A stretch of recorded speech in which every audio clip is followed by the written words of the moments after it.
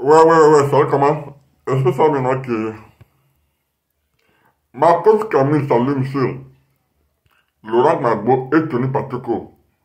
Donc, je vous laisse regarder la vidéo par vous-même. Là, qui commenter, partager la vidéo maximum comme d'habitude. Voilà, je vais clore là. Et puis, je vais rentrer dans le but du sujet, qui est Nadiani Bamba et Stéphane Kipri. Nous, il y a longtemps, on sait que cette dame-là, Nadiani et son Stéphane, ils travaillent pour le gouvernement en place. Sur n'importe quel panneau où je vais me retrouver, je vais dire ça. Parce que voici de quelqu'un, on attrape des millions. Moi-même, la preuve de ce que M. Thiam vient de nous montrer tout à l'heure là. Moi, bon, cet article-là, moi, je l'ai jamais vu. Mais voilà encore des preuves palpables. Donc, des gens qui sont accusés comme ça là, ils font quoi pour être en liberté? Ils font quoi pour ne pas être poursuivis par le pouvoir en place? Nous tous, on a rien les films de fiction, hein. Ah, si on t'attrape là, soit tu es avec eux pour qu'on étouffe ton affaire. Voilà. Donc, c'est ça au fait. Stéphane qui peut travailler où? Moi, je ne connais même pas sa famille. C'est pour dire que sa famille n'est pas une renommée, pour dire que c'est un riche héritier. Donc, tous ces yes d'argent qu'il trimballe derrière lui là, oui.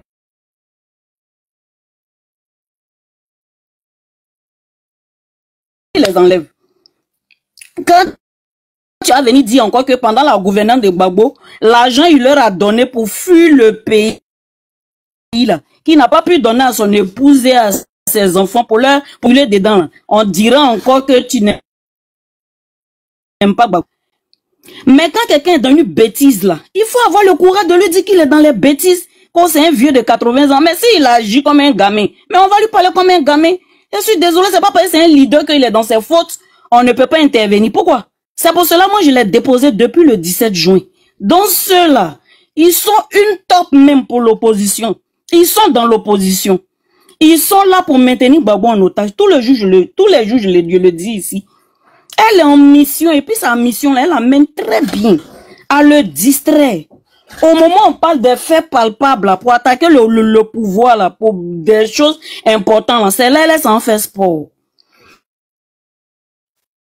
Quand on dit Simone Gbagbo à son meeting à Mossou, c'est là on doit aller à Gadougou, chez des bêtises quoi, toujours dans la distraction, cette dame-là. Donc il y a longtemps nous on voit ça, mais comme on dit on est jalouse d'elle, moi je ne suis pas jalouse d'elle, hein, parce que moi-même c'est mené, je suis dans la fleur de l'âge, donc je vais l'envier là, c'est pourquoi. Mais on dit ce qui va tuer le guerrier demain, c'est de ça que nous on parle. Donc je vais me muter là pour l'instant. Merci. Motion. Clarisse, j'ai une motion. Moi, j'ai une motion. Il faut fermer ton micro d'abord. Il y a quelqu'un qui disait tout de suite ici que quand Kevin a dit que Stéphane Kipri a été arrêté, puis c'est que tout le monde sait, et Nadi Bamba est intervenu, il y a quelqu'un qui disait que oui, c'est des choses politiques, que ça se fait en politique. On peut appeler l'autre pour libérer. Je suis d'accord avec toi, Rio. Mais c'est que je ne comprends pas là. Si Nadi Bamba peut appeler pour libérer son camarade Stéphane Kipri, pourquoi il n'appelle pas pour libérer nos parents qui sont à la Maka? Pourquoi il ne négocie pas pour nos parents qui sont à la Maka? C'est une question que je pose. Je n'ai pas besoin que tu me répondes parce que tu n'as pas de réponse à ça. Mais je pose la question ici parce qu'il y a plus de 400 personnes qui nous écoutent et il y a sûrement 2000 personnes qui vont écouter ça après. Il y a des enregistrements. La question que je me pose là, pourquoi les pauvres personnes qui sont là-bas, la Maka, qui peuvent aussi voter le PPACI, parce que ce sont les militants, les partisans de Gbagbo Laurent, ils adorent Gbagbo. C'est pour cela qu'ils se sont retrouvés là-bas. Là. Pourquoi est-ce que Nadi Bamba ne négocie pas pour qu'ils aient au moins la liberté provisoire, mais ne serait-ce que les malades? Est-ce qu'elle connaît, le PPACI connaît même combien de malades sont là-bas, les vrais malades? Je ne parle pas des malades, et puis des vieux. Des gens de plus de 50 ans. Chez nous en Afrique, quand tu as plus de 50 ans, tu es déjà devant des maladies. Il y a des pathologies qui sont déjà là. Est-ce que Nadi Bamba, qui a des journaux de l'opposition, peut pas afficher le nom de ces personnes-là chaque jour? Elle a travaillé à Jeune Afrique, ou bien je ne sais pas quoi là, dans un journal là. Elle ne peut pas voir ses camarades là-bas, journalistes, et puis dire que voilà le nom des prisonniers politiques qui se meurent là-bas. est-ce qu'on ne peut pas les afficher afin que la communauté internationale, afin que les droits de l'homme aussi reprennent ça? Et on demande pardon au président Alassane Dramane Ouattara de au moins leur accorder une liberté provisoire, même s'il faut mettre des chaînes sur les pieds, même s'il faut les contrôler, même s'il faut que leurs familles viennent se présenter tous les jours à la police de leur commune pour dire qu'on ne va pas quitter le pays, pour présenter quelqu'un même se porte garant de venir. Pour dire, papa, tu peux pas négocier ça. Je n'ai pas besoin que tu me répondes. C'était ça ma motion. Merci. Ok, merci. C'est pas à toi que je voulais répondre. C'est pas, il voulait pas te répondre, non, parce que c'est pas un truc. C'est à Destiné, je voulais répondre. Oui, en fait, quand vous montrez à vous. Adresser un message à la jeunesse de Côte d'Ivoire. Wow. Parce que les PPA Digbo, quand ils viennent, ils disent que les réseaux sociaux ne sont rien. Mais ils s'expriment à travers les réseaux sociaux. Quand ils veulent faire les marches, c'est sur les réseaux sociaux ils viennent. Je vais m'adresser ici à la jeunesse de Côte d'Ivoire. Chers jeunes, aujourd'hui, vous voyez vos conditions de vie en Côte d'Ivoire. Le pouvoir de Ouattara casse les maisons de vos parents. Même les cabines téléphoniques que vous faites là sont cassées. Vos petits endroits où vous pouvez vous chercher, ces endroits sont cassés. Et le PPA Digbo, qui s'est dit parti politique de l'opposition, Gbagbo, pour qui vos parents, vos grands frères, vos grands soeurs, vos tantes, vos mamans ont marché, ont perdu même la vie dans les années 2010, de 2002 jusqu'en 2010. Aujourd'hui, il est rentré. Ces gens qui sont autour de lui, cet espionne, ce serpent, Nadiani Bamba, ils l'ont poussé à laisser le Front populaire ivoirien pour le parti pour lequel vos parents sont morts. Vous êtes jeunes. Ne vous laissez pas embobiner, manipuler par ce faux parti politique qui est une branche du RDR. Ils n'ont jamais rien dénoncé en Côte d'Ivoire. Tout ce que vous vivez, vos conditions précaires, on vous emmène à la Maca. Le PPA Digbo ferme toujours la bouche. Vous traversez la mer Méditerranée pour venir ici en Europe. Vous êtes pourchassés ici. Plein d'entre vous dorment dans les rues. À aucun moment, le président Laurent Gbagbo, pour qui vos parents sont morts dans les années 2010, 2011, sous la crise, pendant la crise post-électorale, les rebelles d'Alassane Dramane Ouattara, il est sorti de la Maca. Il est sorti de la Cour pénale internationale. Il ne s'est jamais prononcé sur les tueries de vos parents. Ne suivez plus jamais ces gens. Ils sont une top dans l'opposition. Ok?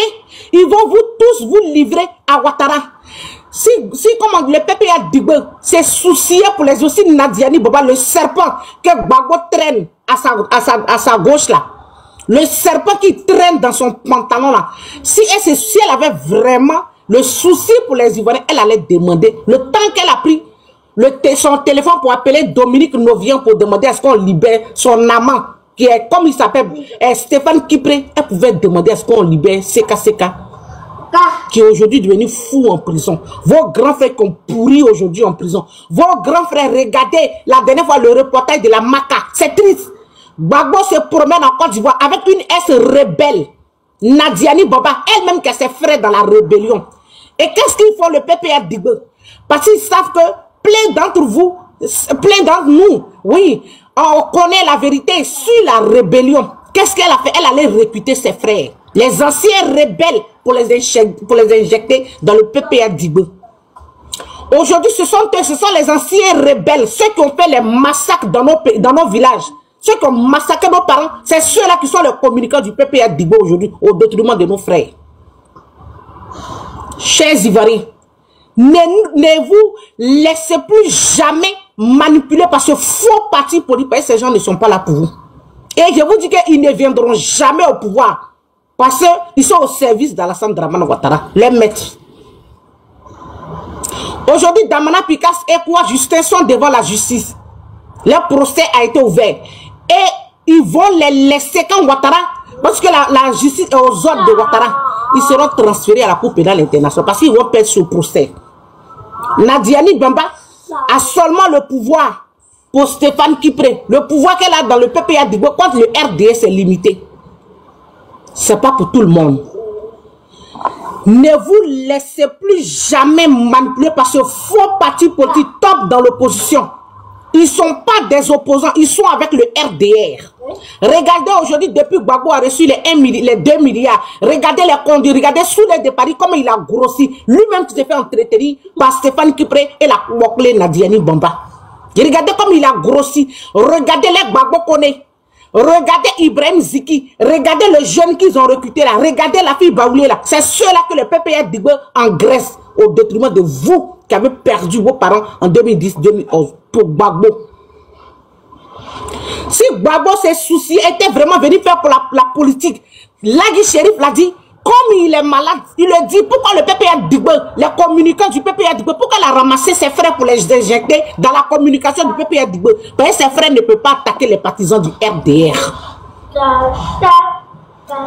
Si Nadiani Bamba a recruté ses frères, les anciens rebelles, pour les injecter dans la communication du PPR Digbe, c'est pour ne pas que ses frères dénoncent les anciens rebelles. Et comme vous venez nous combattre, nous, qui dénonçons les rebelles au sein du PPR Digbe. Vous avez déjà vu Kone Katina parti avec, comme au nord, avec un choc, comme on appelle ça, avec une délégation du PPR Digbe pour dire on est venu en place. Jamais. Ces gens ne sont pas des opposants. Chers jeunes, ne vous laissez pas manipuler par ces vauriens. Ils vont rien vous apporter. Rien du tout. Vous allez vous faire tuer par le RDR gratuitement. Ou bien même vous allez vous retrouver à la Maca. S'ils ont été incapables de libérer leurs propres gens, s'ils sont incapables de libérer leurs propres gens, c'est pas vous là qui allez sortir hier pour dire que mettez le nom de Gbagbo sur la liste électorale. C'est pas pour vous, ils vont s'inquiéter. Faites très attention à ce parti politique. C'est des faux. Ils préfèrent donner des ultimatums à des gens. Les frères de Nadiani Bamba, les nouveaux recul, les rebelles, pour venir faire des panels, pour nous insulter, pour faire des vidéos. Mais ils sont incapables de s'attaquer au RDR d'Alassane Draman Ouattara, les frères de Nadiani Bamba.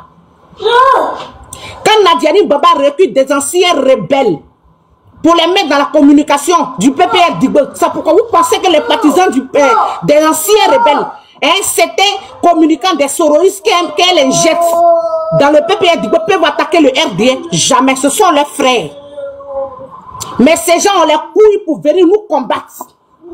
Nous qui avons commencé le combat depuis longtemps, nous qui avons communiqué pour ces gens depuis des années, on leur donne des mutuelles de venir nous attaquer. Mais de ne pas attaquer les communicants du RDR. Ce parti politique est un faux parti. Et cette clé, cette criminelle, ce serpent que Gbagbo traîne derrière lui là. Vous devez faire attention à cette femme. Ces gens ne sont pas des opposants. Ok? Voilà. Donc, jeunesse de Côte d'Ivoire, faites très attention à vous. Ok? Faites attention. Ne vous faites pas tuer. Ne vous faites pas arrêter. Pour rien. Pour des nullards, des vauriens, des gueulards qui peuvent rien créer. L'opposition se combat elle-même. Ils disent qu'ils sont dans... Mais ils combattent les gens qui sont dans l'opposition. Quand la télévision de Ouattara va faire un reportage sur Simone et Yves Gbagbo, puis ils disent que Dame Gbagbo, pourquoi Abiba Touré, la Guinéenne, la sœur de Nadiani Bamba, ne soit pas pour demander à la télévision de Ouattara de ne pas dire Madame Gbagbo. Mais pourquoi elle ferme sa bouche? Cette avocate qui est devenue aujourd'hui une politicienne dans le PPR Digbe, une Guinéenne. Ces gens sont l'opposition, des espions dans l'opposition. Mais c'est quand Simone Gbagbo sort sur France 24 pour faire une communication, pour faire une interview, c'est là celle-là sort pour demander à ce qu'on ne l'appelle plus Simone. Mais elle n'a qu'à aller dire à la chaîne de Ouattara, leur maître. Ces gens ne sont pas des opposants, ce sont des infiltrés. Et vous qui êtes encore, qui n'avez pas encore compris, Nadiani Bamba, le serpent, va tous vous livrer à Ouattara. Merci, je ferme mon micro. Non, Rio, c'est pas ton tour de parler, ferme ton micro. Grave avec Bidignon, c'est ton parle, ouvre ton micro. Ok, bonjour Clarisse. Je salue mon petit qui est en train de fatiguer derrière là. Destiné Glorieux, soit salué. Kevin, soit salué. Tout le monde, tous les paniers. Nina et Burni, bonjour à toi. Bon, Kevin, c'est quoi le thème du panel de ce matin là, s'il te plaît, dis-moi. Le thème du panel, c'est les révélations de Denis Pakeko que Nadiani Bamba et Stéphane Kipré sont avec Ouattara. Et le ne croit pas au propos de Denis Pakeko, mais il croit à ce que Denis Pakeko a dit sur Ouattara. Donc, c'est ça. Les propos, si vous voulez, si tu veux, grand frère, je te fais écouter la vidéo de Denis Pacheco si tu veux. Ouais, non, mais c'est bon, je vais aller rapidement pour que les autres puissent parler. Bon, vous allez m'excuser si je vais pas rentrer dans des critiques avec Stéphane Kipré parce que bon, c'est la famille, c'est mon beau. Nadiani Bamba, je ne la connais pas. Je sais que c'est la femme du président Gbagbo. Bon, maintenant, s'ils travaillent avec Ouattara ou pas, bon, ça, j'ai pas les preuves, donc je peux pas me prononcer dessus. Maintenant, ce que moi je peux dire de façon globale en politique, il faut savoir discerner, faire un discernement entre la vie privée et la vie publique. Voilà, ça c'est très très important pour les générations futures. Il faut avoir ça en tête. Le privé, c'est quelque chose qui est à part, et l'action politique publique, c'est là-dessus qu'on doit attaquer nos hommes politiques. Laurent Gbagbo, pour moi, c'était pour moi l'icône de la gauche. Et c'est lui qui devait faire que la gauche soit rassemblée. Vous comprenez? Voilà moi mon point de divergence avec le président Gbagbo. Voilà, au début, il est devenu le problème au lieu d'être une solution. Pourquoi est-il devenu le problème? Au nom de quoi Laurent Gbagbo ne pouvait pas rassembler le FPI? Parce qu'aujourd'hui, finalement, au niveau de la gauche, il y a un véritable éclatement. La gauche est éclatée. Et ils pensent venir au pouvoir avec cet émiettement de l'électorat, mais c'est se mettre le doigt dans l'œil. Vous comprenez? C'est là un peu, c'est situe pour moi la faute politique du président Gbagbo. Voilà, sa vie privée là, c'est autre chose. Voilà, mais le fait que il a été l'artisan de la rupture avec toute la gauche ivoirienne, c'est là un peu se trouve le souci au niveau politique. Vous comprenez? Voilà. Maintenant, il peut choisir avec qui il travaille, il fait, c'est son droit le plus absolu. Voilà. Mais moi, mon problème focal, c'est ça. Parce que demain, 2025, si on n'a pas cette cohésion au niveau même de la gauche, même au-delà même de la gauche, ça va être un problème pour terrasser le RHDP. Parce que l'objectif, c'est de changer le pouvoir en Côte d'Ivoire. Vous comprenez? Voilà. Donc, quand on fait ce type de panel, c'est bien, hein, ça permet à certains de se défouler, c'est intéressant. Mais il faut qu'on dise les choses essentielles pour la jeunesse. Il faut qu'on lance un message important. Voilà. Le message, il est le suivant. À quel moment l'opposition ivoirienne va pas, bon, je dirais pas coaliser, mais va mettre en place une stratégie pour que ce pouvoir puisse tomber. Les Ivoiriens ont besoin de solutions. Les Ivoiriens ont besoin de solutions aux problèmes qu'ils rencontrent aujourd'hui. Et je trouve que Laurent Gbagbo ne fait pas assez pour cela. Il est toujours dans cette façon de faire qui est pour moi égocentrique. Voilà, c'est-à-dire que si lui n'est pas au centre du jeu politique, ça va pas se faire. Vous comprenez? Et bon, il n'est pas le seul, hein. C'est dans tous les partis politiques ivoiriens, c'est comme ça. Ils ne forment pas assez leurs militants pour la relève. Voilà. Demain, parce que en fait, c'est un être humain. À un moment donné, il va arriver à la fin de sa vie. Là, il est presque à la fin de sa vie. Il a tout fait, ce monsieur. Il a connu l'opposition, il a été député, il a été président de la République, il a même été à La Haye. Il a tout connu. En 2025, là, qu'est-ce qu'il va créer encore pour les Ivoiriens qu'il n'a pas pu faire? Vous comprenez? Voilà. Donc, il faudrait que les gens sachent raison garder pour analyser les choses politiques. Voilà, c'est pour ça que je suis monté sur ce panel pour essayer de sensibiliser un peu les gens. Voilà, la vie privée des gens là, c'est pas, ça nous concerne pas. Moi, nous on s'en fout. Grand frère, voilà, Stéphane Kipré, je le connais personne. Grand frère, motion, on est là pour ça. Voilà, c'est pour ça nous on dit vous les intellectuels ne montez pas, ok?